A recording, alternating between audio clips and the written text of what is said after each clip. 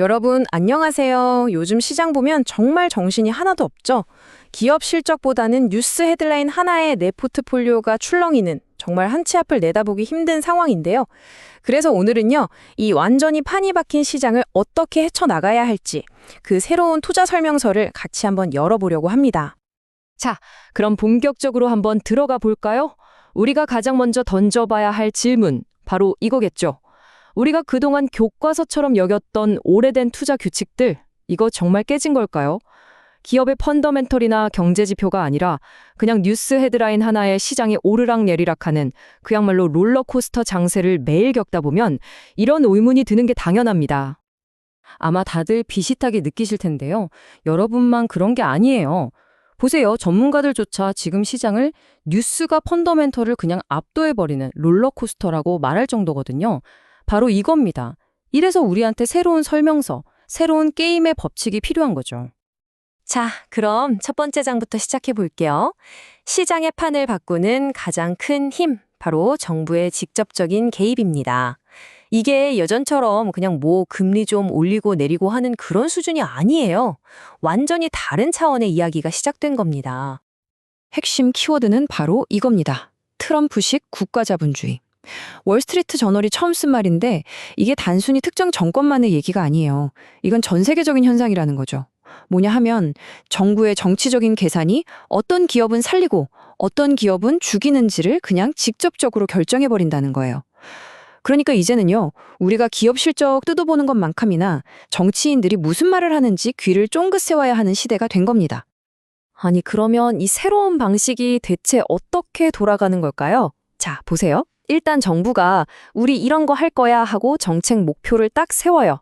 그런 다음에 기업들한테 줄을 세워서 성적표를 매기는 거죠. 말을 잘 들으면 상을 주고 뻣뻣하게 굴면 바로 압박 들어가는 겁니다.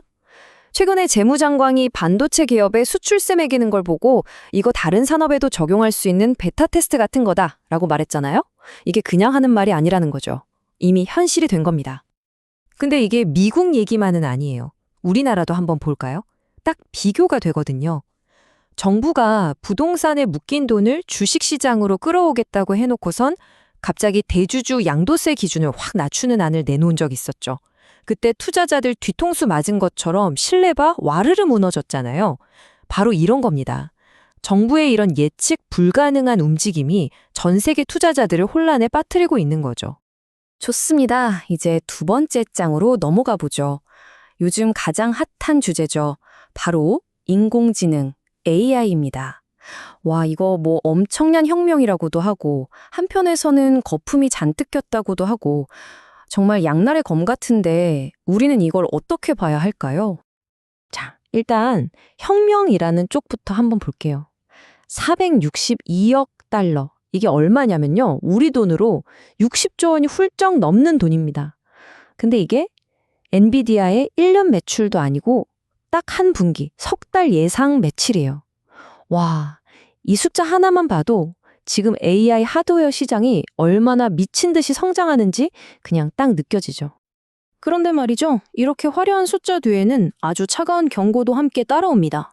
그것도 누가 했냐면 바로 이 AI 혁명의 심장부에 있는 오픈 AI의 CEO 샘 알트먼이 직접 그랬어요. AI에 거품이 끼어 있다. 이 파티가 영원할 순 없다고요. 이게 바로 하이프, 즉 거품이라는 쪽의 주장인 거죠.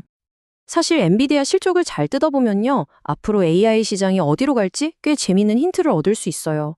일단 하드웨어 부문 이제 뭐 기정사실이 됐고요. 진짜 중요한 건 그 다음 단계입니다. 이 비싼 하드웨어를 이용해서 만든 소프트웨어나 서비스에서 실제로 돈을 벌 수 있느냐, 그리고 거대한 중국 시장의 문을 열 수 있느냐. 이 두 가지 숙제를 풀어야만 지금의 성장세가 이어질 수 있다는 거죠. 앞으로의 열쇠는 바로 여기에 있는 겁니다. 자, 세 번째 장으로 넘어가겠습니다. 지금까지는 좀 시끌벅적한 정치나 AI 얘기를 했는데요. 이번에는 잠시 눈을 돌려서 진짜 노련한 스마트머니들이 이 혼란한 상황에서 조용히 어디에 돈을 넣고 있는지 한번 따라가 보겠습니다. 다들 AI 노래를 부를 때 진짜 고수들은 다른 곳을 보고 있다는 거죠. 과연 월가의 거물들은 이 AI라는 거대한 파도 너머에서 어떤 보물을 찾고 있었을까요? 놀라지 마세요. 정답은 바로 헬스케어였습니다. 워런 버핏, 스탠리 드르켄밀러, 심지어 사우디 국부펀드까지. 이름만 대면 알만한 큰 손들이 마치 약속이라도 한 것처럼 헬스케어 주식을 쓸어 담고 있었던 거예요. 왜냐고요? 이 섹터가 지난 30년 동안 시장에서 가장 소외된 분야 중 하나였거든요. 그러니까 오히려 지금이 기회다라고 본 거죠. 역발상 투자의 정석입니다. 이게 바로 그 유명한 바벨 전략의 화려한 귀환입니다. 아시죠? 엽기처럼 양쪽에 무게를 두는 거요.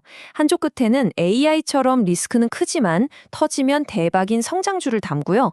다른 한쪽 끝에는 헬스케어, 철강, 화학처럼 시장에서 완전히 잊혔지만 이제 슬슬 살아날 기미가 보이는 저평가 가치주를 담는 겁니다.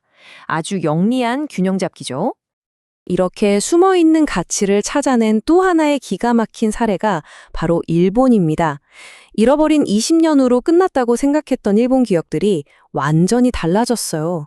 예전처럼 매출만 뻥튀기 하는 게 아니라 진짜 이익이 남는 장사를 하기 시작했고 지배구조도 뜯어고치면서 엔터테인먼트, 제약, 반도체 같은 고부가 가치 산업으로 변신에 성공한 거죠. 와, 이건 정말 엄청난 턴어라운드 스토리입니다. 자, 이제 드디어 마지막 네 번째 장입니다. 시장의 판을 뿌리째 흔들고 있는 또 하나의 거대한 힘, 바로 디지털 자산이죠. 이걸 그냥 코인 대박 정도로 생각하시면 절대 안 됩니다. 이건 글로벌 금융 시스템 자체에 대한 근본적인 도전, 말 그대로 혁명입니다. 비트코인이 걸어온 길을 한번 보세요. 정말 놀랍지 않나요? 불과 16년 전만 해도 인터넷 괴짜들의 실험이었는데 이제는 월가의 기관 투자자들, 심지어 국가까지 뛰어드는 거대한 자산이 됐습니다. 금이나 달러가 수백 년에 걸쳐서 쌓아 올린 지위를 단 16년 만에 따라잡았다는 건 정말 어마어마한 속도죠. 이쯤 되면 이런 생각 드실 거예요. 아니, 그러면 정부가 그냥 비트코인 같은 거 하나 만들면 되는 거 아니야? 근데요, 그게 말처럼 쉽지가 않습니다. 몇 가지 아주 근본적인 이유가 있는데요. 핵심은 통제입니다. 정부가 마음대로 찍어낼 수 없는 돈을 만든다? 그건 정부의 가장 큰 권한을 스스로 내려놓는 것과 마찬가지거든요.